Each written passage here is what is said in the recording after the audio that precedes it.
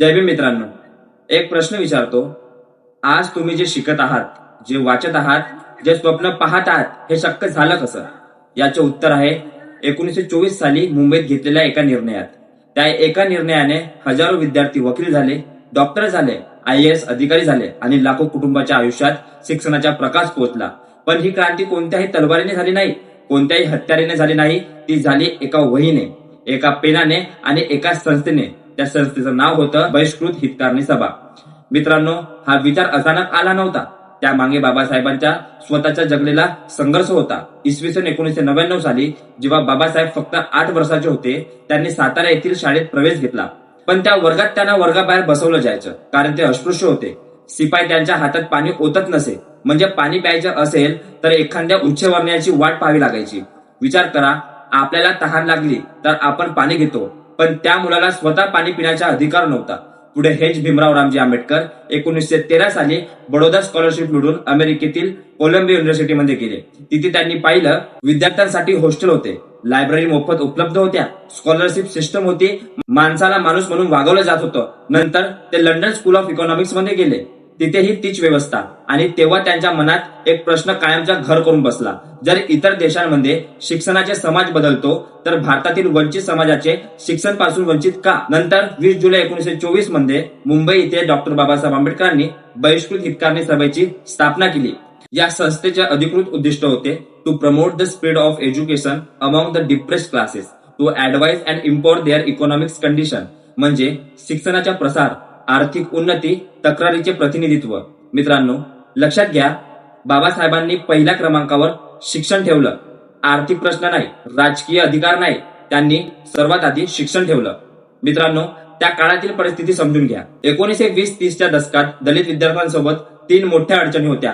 पहिली अडचण म्हणजे राहण्याची सोय नव्हती. शहरात शिकायला यायचं तर भाड्याने घर मिळत नसे. अनेक घरमालक अस्पृश्य विद्यार्थ्यांना घर देण्यासाठी नकार देत असत. दुसरं कारण म्हणजे आर्थिक कुवत नव्हती. बहुतेक कुटुंब गरीब होते. शेतमजुरी हाच एकमेव उत्पन्नाचा स्रोत होता. तिसरं कारण म्हणजे सामाजिक भेदभाव होता. सार्वजनिक ठिकाणी अपमान होत असे. अभ्यासासाठी शांत वातावरण नसायचं.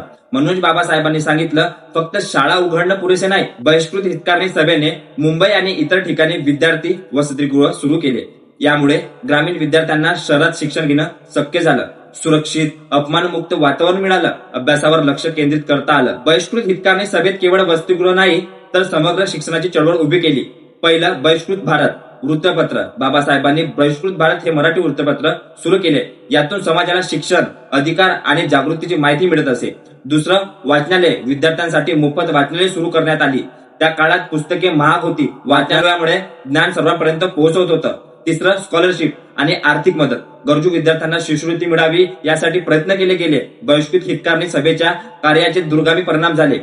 पीपल्स एज्युकेशन सोसायटी या शैक्षणिक दृष्टिकोनातून पुढे बाबासाहेबांनी पीपल एज्युकेशन सोसायटीची स्थापना केली आणि यातून निर्माण झाले सिद्धार्थ कॉलेज मुंबई आणि मिलिंद कॉलेज औरंगाबाद.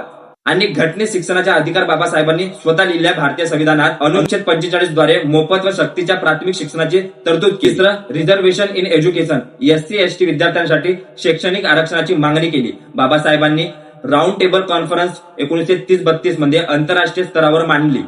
मित्रांनो, आज आपण 2024 मध्ये आहोत. बहिष्कृत हितकारणी सभेच्या स्थापनेला 100 वर्षे पूर्ण झाली आहेत. 100 वर्षापूर्वी जे स्वप्न बाबासाहेबांनी पाहिलं, ते आज लाखो विद्यार्थ्यांच्या रूपात जगत आहेत.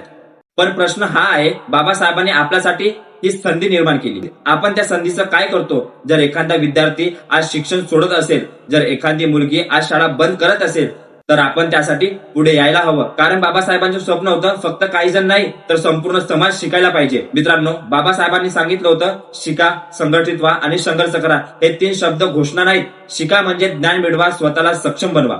संघटित व्हा म्हणजे एकट्याने नाही, तर समाज म्हणून उभे राहा. संघर्ष करा म्हणजे अन्यायाविरुद्ध आवाज उठवा.